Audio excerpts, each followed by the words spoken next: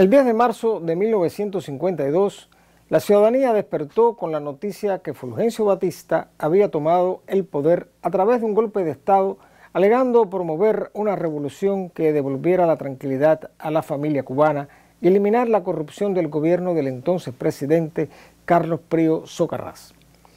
En realidad, el golpe de Estado era un atentado contra la Constitución de la República, un irrespeto a las leyes y una ofensa al pueblo de Cuba.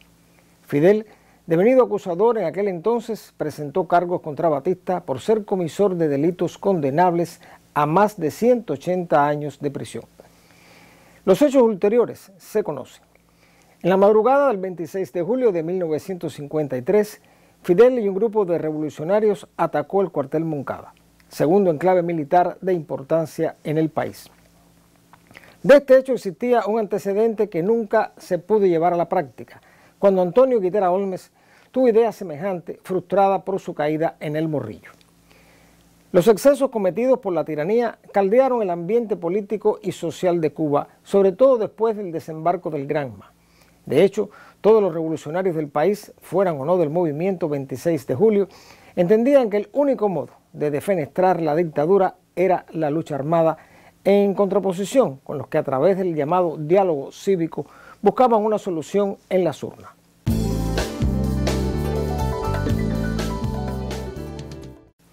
Batista había orquestado elecciones en 1954, repuesto la Constitución de 1940 y decretado una amnistía mediante la cual, bajo la fuerte presión popular, se liberan los atacantes al Moncada. Fidel había alertado que el momento que vivía la nación no era político, sino revolucionario. No obstante, el diálogo cívico encabezado por el coronel del Ejército Libertador, don Cosme de la Torriente, con la Sociedad de Amigos de la República y la participación de ortodoxos y auténticos, pretendía un camino pacífico, incompatible con la situación. Es en este contexto que se produce en Matanzas el ataque al cuartel Goycuría. Reinaldo García, artífice de la idea de atacar el cuartel Goycuría, era un hombre sencillo y sin ambiciones, al punto de querer declinar la jefatura militar de la acción para dejarla en manos de otros con mayor experiencia en las armas por haber sido militares. Tampoco adjudicó su proyecto a algunos de los partidos políticos, aunque participaban miembros del movimiento 26 de julio que apoyaban la lucha armada como medio de derrocar al régimen. Desde diciembre de 1955, García comenzó a buscar los recursos necesarios para acometer la acción, para lo cual contactó con Teodoro Casado, concesionario de la compañía constructora Díaz de Villegas, sociedad anónima al servicio de la mina Margot.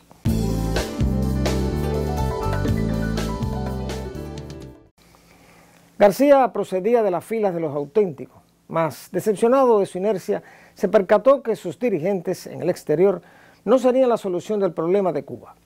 En esta etapa preparatoria realizó varios viajes al interior de la provincia y a La Habana, y con las pocas armas que pudo obtener organizó las prácticas en la Quinta Covadonga en La Lisa.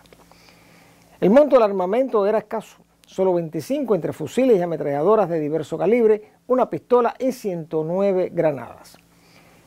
El desaparecido revolucionario y pintor matancero Mariano de la Red se encargó de dibujar un plano del cuartel valiéndose de informes de sus características así como de los alrededores. La pretensión de los revolucionarios era la toma del cuartel y armar al pueblo, en el supuesto de contar con un apoyo popular secundando la acción, impedir que se realizara el diálogo cívico con su idea de solución electoral, más lo fundamental era demostrar que había cubanos con disposición de empuñar las armas y pasar a la lucha armada. Las ideas contenidas en estos propósitos se concretaron en un manifiesto que debía ser divulgado por la radio local una vez logrado el éxito de la acción. En este documento se llamaba a los soldados a unirse al movimiento.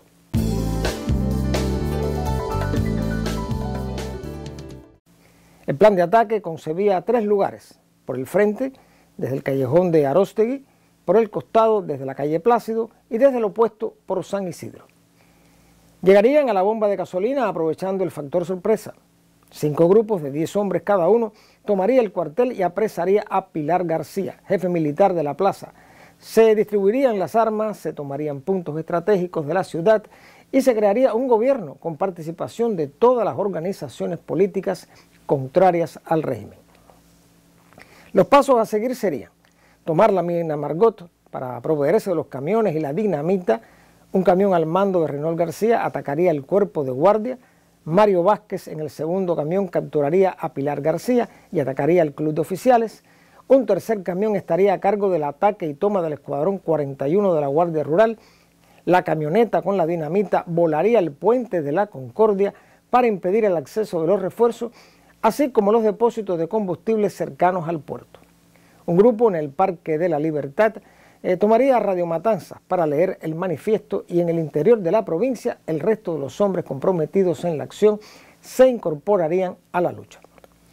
La fecha escogida fue el 29 de abril de 1956, contando con haber pocos soldados en el cuartel, no más de 20, con solo 12 de guardia.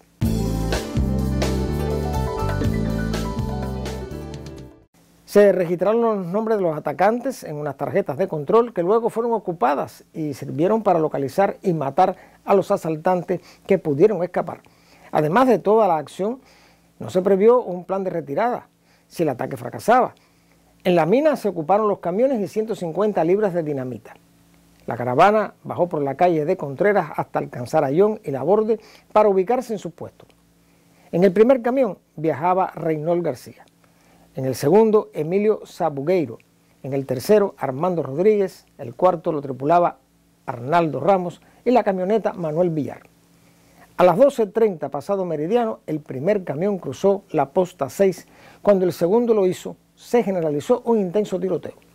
El factor sorpresa había fracasado y los combatientes se vieron bajo intenso fuego, incluso desde las casas colindantes ocupadas por militares. La confusión y el desorden del ataque no permitió el desarrollo del plan previsto. Reynol García había caído acribillado, su vehículo por los disparos. El resto de los asaltantes se dispersó e intentó abandonar Versalles por sus medios. Parece evidente que el cuartel estaba sobre aviso. Hubo en la preparación del ataque faltas de coordinación en cuanto a la discreción necesaria y algo se pudo filtrar. Los combatientes fueron capturados y paulatinamente torturados y muertos por los soldados, algunos ante la sorprendida vista de los periodistas que cubrían el suceso. Matanzas vivió horas de tragedia cuando policías y soldados desataron una represión sin límites, en lo cual se destacaron Alberto Triana e Irenaldo García, hijo del coronel Pilar.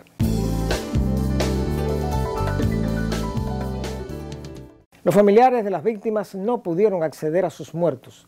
Fueron sepultados sin ataúd en una fosa común en el cementerio de San Carlos, previamente tomado por los soldados y la policía. Solo después del triunfo revolucionario se pudo levantar el monumento que hoy recuerda y honra su memoria. Además de las acciones represivas, fueron detenidas más de 200 personas vinculadas o no con los sucesos. Un ciudadano fue herido solo por ser testigo de uno de los asesinatos. El pueblo matancero no fue indiferente a los hechos y de alguna manera ayudó a escapar o esconder a los atacantes que lograron replegarse. El gobierno acusó a los expresidentes Ramón Grau San Martín y Carlos Prío Socarrás, Rafael Leónidas Trujillo, presidente de Santo Domingo, y Fidel Castro, en su exilio en México, como autores intelectuales del ataque al cuartel. Batista premió a Pilar García con la Cruz de Carlos Manuel de Céspedes y la Orden del Mérito Militar Marítimo y Policial. El juicio contra los sobrevivientes del asalto y otros acusados se inició el 16 de agosto de 1956 a las 9:12 ante meridiano en una audiencia ocupada por la fuerza militar. El fiscal, doctor Rodolfo Gutiérrez Reyes, fungía como juez de limonar cuando aceptó la misión de acusador, lo cual le valió una ulterior promoción. Los letrados de la defensa tuvieron un digno desempeño en sus respectivas responsabilidades con sus representados y no desperdiciaron la ocasión para desenmascarar los crímenes. El cadáver de Reynol García, fotografiado con todas sus heridas y bañado en sangre, se presentó en el juicio totalmente limpio, prueba de las manipulaciones posteriores, entre ellas la colocación junto al cuerpo del tarjetero con los nombres que habían quedado en la mina.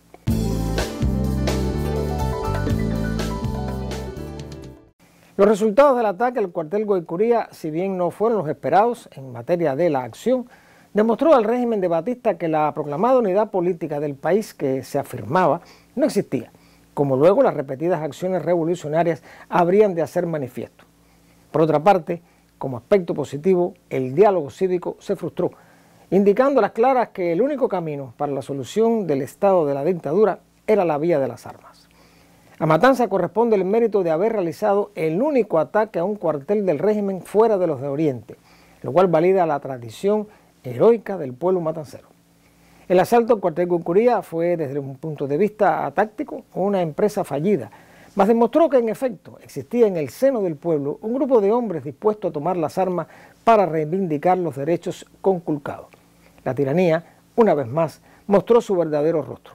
El 2 de diciembre de ese mismo año, 1956, el yate Granma arribaba a las Coloradas para reiniciar la lucha hasta alcanzar el triunfo de enero de 1959.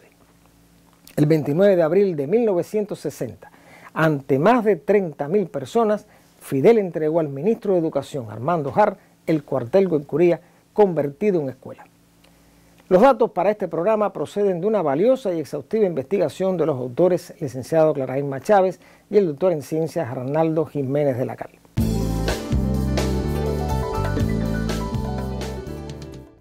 Los invito y los convoco para un nuevo encuentro con la historia y el recuerdo, porque la memoria es la dueña del tiempo.